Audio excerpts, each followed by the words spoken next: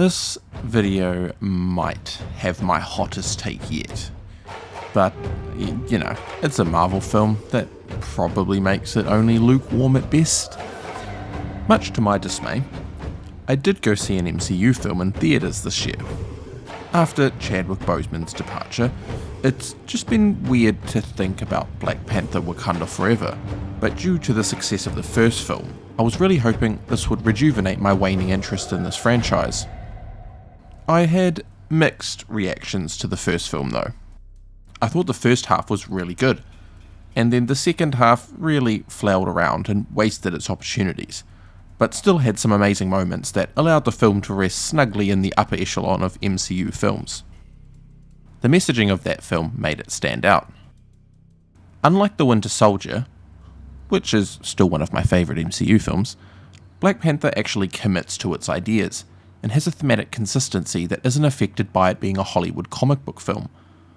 I also think that first movie has helped pave the way for more mainstream, fun Indigenous films with a mostly black cast that doesn't deal with slavery or overt racism, because that's not all we are.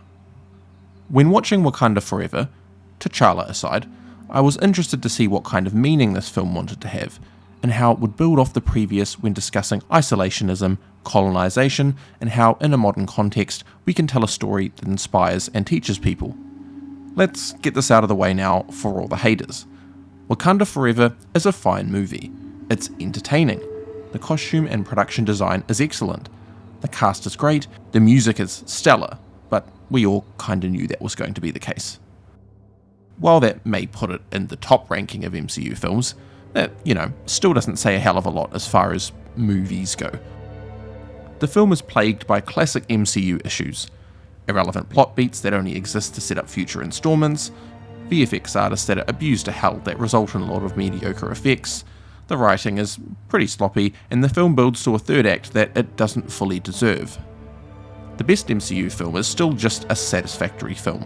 Even something like The Winter Soldier is maybe a 7 out of 10, even if it's my favourite. And I hate giving movies numerical values. They always just miss the mark in telling a really good story in favour of telling one that will reach more people and make more money. So with that being said, I think Black Panther: Wakanda Forever isn't woke enough. I don't want to give you the impression that I'm saying Black Panther needs to have political messaging. For one of the few non-white MCU films, I'm just happy it exists. Just because the first had a message doesn't mean the second one does either, but watching this movie and discussing its missed opportunities, I'd be kicking myself if I didn't talk about how a story like this could be used to actually move people. So buckle up, brothers, and let's talk about Black Panther. These are all my opinions, so I invite disagreements. I'd love to argue with you in the comments.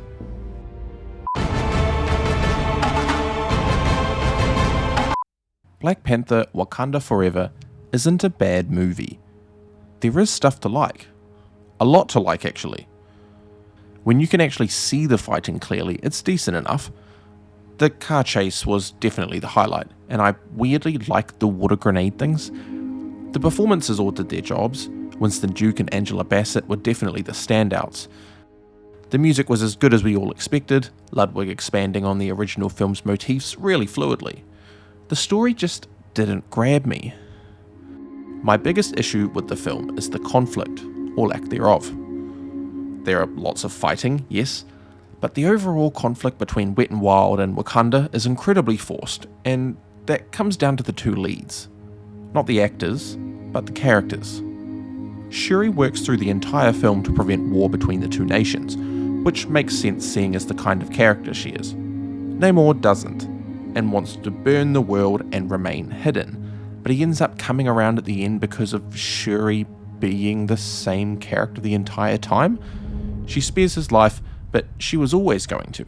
There was never a moment where I genuinely thought she'd actually do it, and that's aside from the fact that this is in a Marvel movie.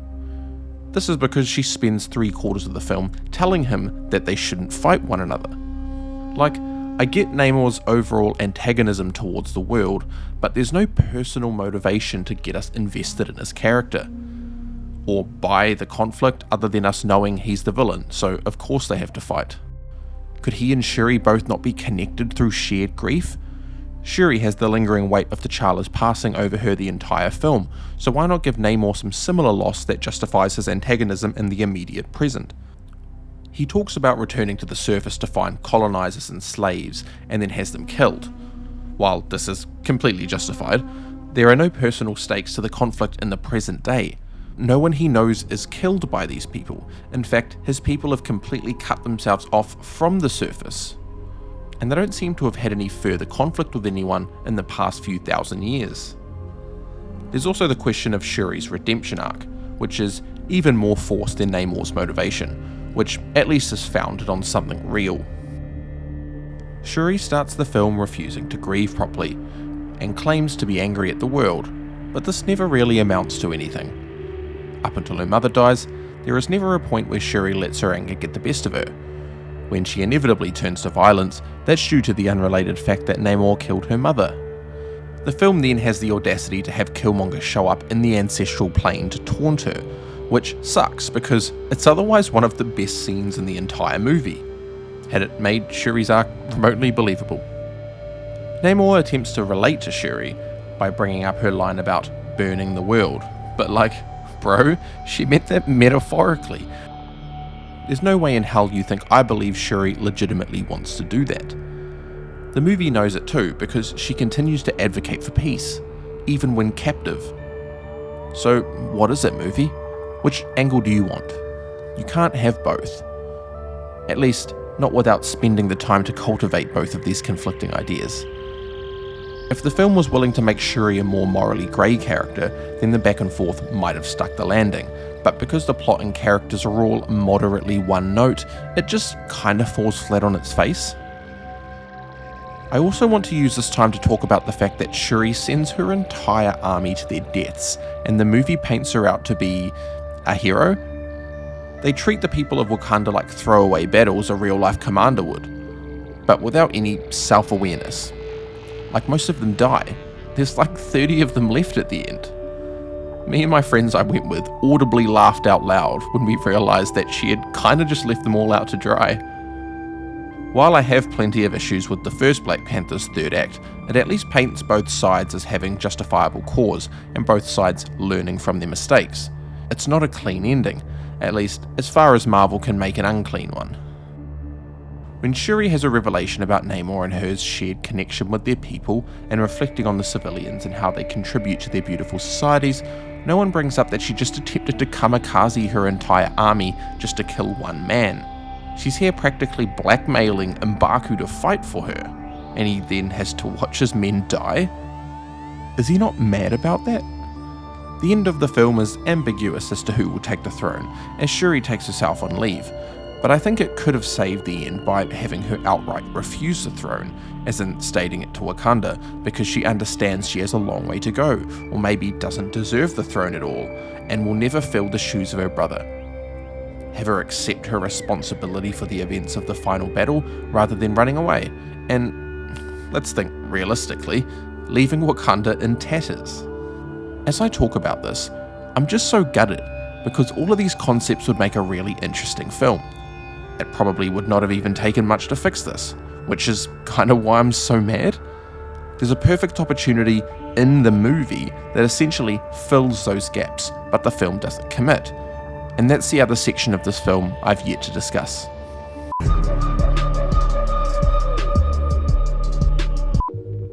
The United States plotline is rather disconnected from the rest of the film, and honestly could have been completely removed. It's only there to stir the plot initially, when a group of them are killed, and then an excuse for Martin Freeman to show up in this movie, along with the evil Nick Fury woman who is only here because it's a cameo. With Black Panther making a direct reference in comparison to current-day African-American politics, it makes sense that this film builds off its ideas on the effects of the Western world, and the United States specifically.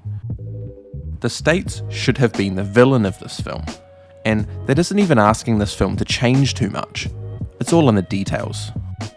After I saw Wakanda Forever, and was talking my thoughts through to my flatmate, I realised something. In explaining how the film's plot revolves around two indigenous nations attempting to preserve their own culture while warding off the coming threat of the West, there was a far easier way to have the United States be involved in the film, because, as it is, You could have removed them and it wouldn't have changed anything. It's clear I'm not on board with the unbelievable motivations and relatability of the characters, but why not lean into that and make it clear to the audience that it doesn't really make sense why these two nations are opposed to one another? Wakanda has just been thrown into chaos due to T'Challa's death, and while they don't want conflict, it kinda seems inevitable. With the UN breathing down their throat and the US making it very clear they're just waiting for an excuse, why not make them push the conflict to a head using these people in order to give themselves the reason they need to invade both kingdoms and steal the resources they so desperately need? This wouldn't even need a lot of edits, just major recontextualizing of the Seppo scenes to show how they're moving the pieces around. This film already partially suggests this, with the world believing Wakanda is involved for violence that is actually Namor and his people. At the end of the film, after Namor and Shuri have realised fighting only hurts both of them, we could have had some of them realise that this was all for nothing, and realising their countries are now open to the West, with Wakanda choosing the noble route of preserving Namor and his kingdom. Hell, you could take this a step further and make Namor a plant for the US government. Talokan has remained hidden for its entire lifetime and only now decides to come out? Perhaps the US already knows about their existence, but is playing coy to see how Wakanda responds to the events of the film. After Wakanda continually opposes sharing vibranium, and repelling attempts for others to get it, they take a more devious route of pitting both vibranium kingdoms against one another. At this point, you may as well create a different film, and I wouldn't want to change any character to be too inherently villainous just for the sake of it. You could even have a character like Atuma instead of Namor, who in the comics believes he's destined to rule the kingdom, be the one in contact with the US to supplant Namor and wage war, drawing better parallels to T'Challa and Killmonger in the first movie. Now, we still have to address the revenge plotline. This is going to be another super controversial thought, but wouldn't it have been far more powerful if T'Challa was killed, or adjacently, dying of suspicious circumstances? This does a few things. Cements the themes of US involvement in other countries and indigenous people, makes the audience empathise with Shuri's anger, and justifies more animosity between Talokan and Wakanda. They were never going to have T'Challa get murdered, let alone die on screen. It would have rubbed people the wrong way, and I don't blame them. But we're just having a bit of fun here. When I talk about wasted opportunities and missed potential, this is the part of the movie I'm talking about. Again, I do not fault the film for not having some grander political message, other than some simple things it mentioned early on that amount to not a hell of a lot, but the fact the film comes so close to having something great, and then sidestepping it is just so Marvel, so I really shouldn't be surprised. These changes would allow Shuri's character to express more overt anger and distrust towards other characters in the film. It also addresses Shuri's sudden rise of anger towards the end of the film. After sending her entire army into a hopeless battle purely for her own revenge, maybe the film paints a picture that she isn't going to be a good leader, but maybe she realises that instead she played into the hands of the US the whole time. I think this justifies Killmonger's inclusion more, where it can commit to making Shuri morally ambiguous and us believing it. Killmonger was right. Not in his actions and how he used his power, but the reasons for him wanting to do so. It just thematically makes more sense then to follow that film up with one that further explores this idea. His scene in the ancestral plane would make more sense than just a generic revenge plot. These ideas change a lot of the characters to be more morally grey and not altruistically good, but the story waffles around with character motivations so much that it doesn't seem that much of a leap to me to make these kinds of changes. Does it sound like a leap to you? I'm sure for many of you it does.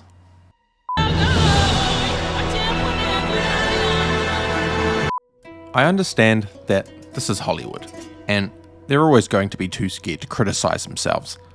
Disney even more so, and needs to provide the most palatable experience to everyone. That is why these stories are important though. We want to learn, we want to be confronted, we want to have fun. Well, some of us don't, but can't speak for everyone. I hate that it's this movie I'm making a video about, because I don't want to put the pressure on those involved in creating these stories. Minorities have had a hard enough time telling their stories as it is, so Black Panther, just as a film that exists, is worth all the praise, solely for its existence. Wakanda Forever isn't a bad movie by any means, and it's definitely one of the better MCU ones, but even the best MCU films maybe sit at a middling rating. In order to be fair to this film though, I want to spend some time discussing some attempts other comic book films have done to address political and contemporary issues, and how a lot of the time they just miss the mark. It's muddy water. Very muddy. I'm about to take the biggest tangent ever, but I don't know where else to bring this idea up, so buckle your seatbelts. Everything I've been talking about so far has led me into doing a little bit of research around the military entertainment complex, which is the most United States thing ever, and is prevalent in so much of their media, and I continue to be baffled by its existence. Hollywood and the United States media in general have been ripe with military propaganda, and with World War II it really came to a head, with scripts being discarded that painted them in a bad light because of course, pew pew is the best way to analyse the quality of a film. To put it simply, the way this works is the military seems to fund a lot of these movies, and are happy to provide resources including weapons, vehicles and men to fill out roles. I mean hey, money is money, right? But the stipulation here is that it has to be a positive depiction of the military. There's nothing that says corrupt military and government more than let's only support people who talk good about us, even if it's not true. It's not a clear-cut definition, and it's interesting to see which films work and which ones get scrapped. You've got them generally pulling out of projects when any thought of questioning the truth behind the firearms is brought up. For example, in Independence Day, when they pulled support after the movie failed to remove its Area 51 references. Ironically, the second had the military's full support after they made Area 51 their headquarters. In regards to the MCU, however, the franchise has been ripe with military involvement, from more general army presence to the superheroes themselves being directly involved with them in some way. From Iron Man creating weapons for them, to Captain Marvel being in the Air Force. This all feeds into the big Seppo machine of military recruitment, which is a topic I deign to delve further into at this time. But, we'll see. Iron Man is an interesting case, because the film actually critiques American policies in weapons manufacturing. However, the film only aims to criticise Tony Stark himself for making weapons, rather than the military, who keep their reputation clean. The focal point of my discussion here, though, is surrounding S.H.I.E.L.D., which is the MCU's vaguely international governmental force thing. It's never really been explained, but it's more or less a stand-in for the American government. This vagueness is the reason they pulled out of the first Avengers film. This wasn't an issue for the second Captain America though, the Winter Soldier, which might seem strange considering the film actively makes S.H.I.E.L.D. significantly more questionable and potentially more morally bankrupt. This film was one I'd always come back to, but over the years I've realised it's for the action, and not because the movie tries to say anything interesting. Like Wakanda Forever, it almost does, but then goes back on its decisions.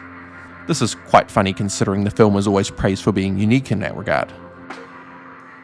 The Winter Soldier exposes how corrupt the agency is in the early beats of the film, with Steve Rogers realising that they're pushing their limits on what is morally acceptable, keeping track of people at all times, and creating safety measures to ensure that threats are eliminated before they even happen.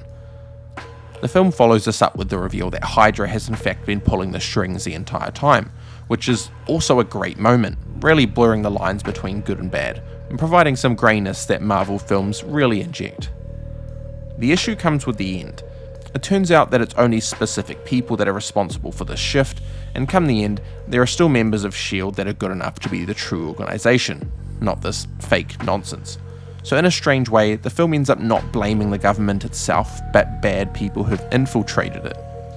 I think it preserves it enough, but on rewatch, it's clear that The Winter Soldier isn't as critical as I used to think it was.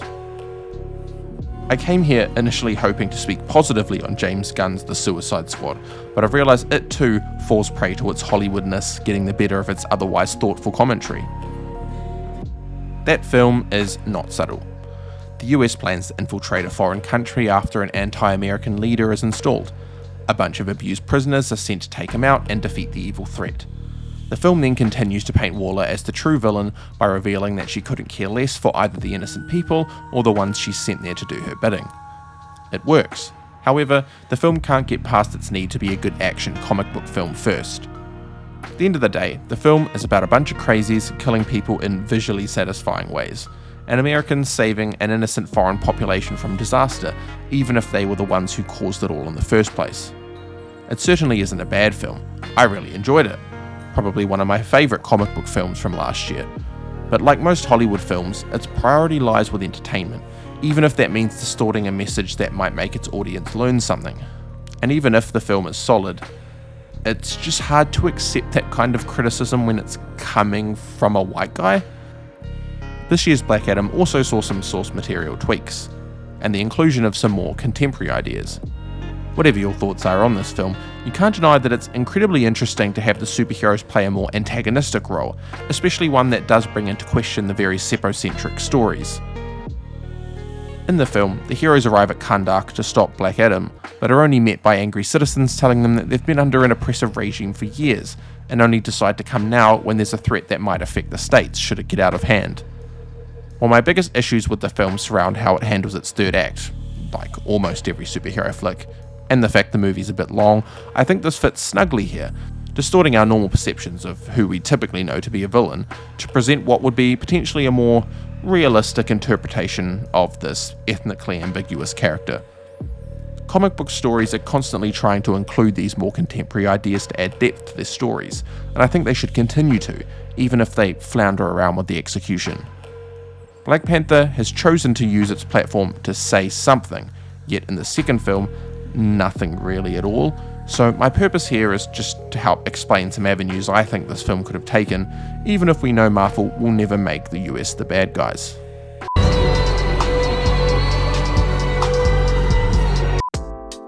Wakanda Forever was entertaining, and for a Marvel film, ticked the boxes it needed to. But I'm always pushing for these films to do something different, and this is as different as they ever get. This is Marvel, so it will never happen, but the template of the story really hasn't been taken to its full potential. Which is honestly just the biggest issue with Marvel overall, and not really a criticism of this film specifically. There are plenty of stories that could have actually been meaningful, and provide more than just draining money for fluff that doesn't even provide consistent blind entertainment. While you have stories like Watchmen and The Boys deconstruct the superhero genre, I'd love to explore a story that takes in a more human theme, but uses the superhero medium as a blanket to explore that idea. As I've said prior, I can't be too mean to this movie, because I'm ecstatic it exists in the first place, and I'm thankful it has begun to pave the way for more films of its type. I'm sure we wouldn't have got Shang-Chi yet if it wasn't for the success of Black Panther. For marginalised communities, our films are put up on this incredibly high pedestal, and we need to go outside the box in order to stand out, and in order for others to get the same opportunities. It's for another video, but it's why I just find it hard to watch films about African slaves or gay people being oppressed, because while the issues are real, they create this detachment from the audience that makes people think things like racism has been solved. So ironically, I'm now here advocating this film being mediocre, but want to remind the people who are still watching just to have these discussions more about stories, because until we're all having these conversations, the stories we're given will continue to be forgettable, consumable, capitalistic nonsense. I enjoyed my time with this movie, but will likely never see it again, and it didn't leave much of an impact on me. I'd love for us to get to a point where we can make a film like Black Panther that's just allowed to be a lot of dumb fun, because if the white people have been doing it for years, it'd be nice for us to get a go too. I can't have all the credit for this video. My flatmate was actually the one who came up with the idea for US plant lmao. Also, I really feel like the military propaganda section of this video really came out of nowhere, but I just thought it was an important discussion to have, and I don't know when else I'm going to be able to have that discussion. It's a big topic. This will be my last video for the year, and I'm working on a pretty chunky year-in review video, so if you still have any interest in seeing my cursed takes on films, games and shows from 2022, watch this space. Kia ora.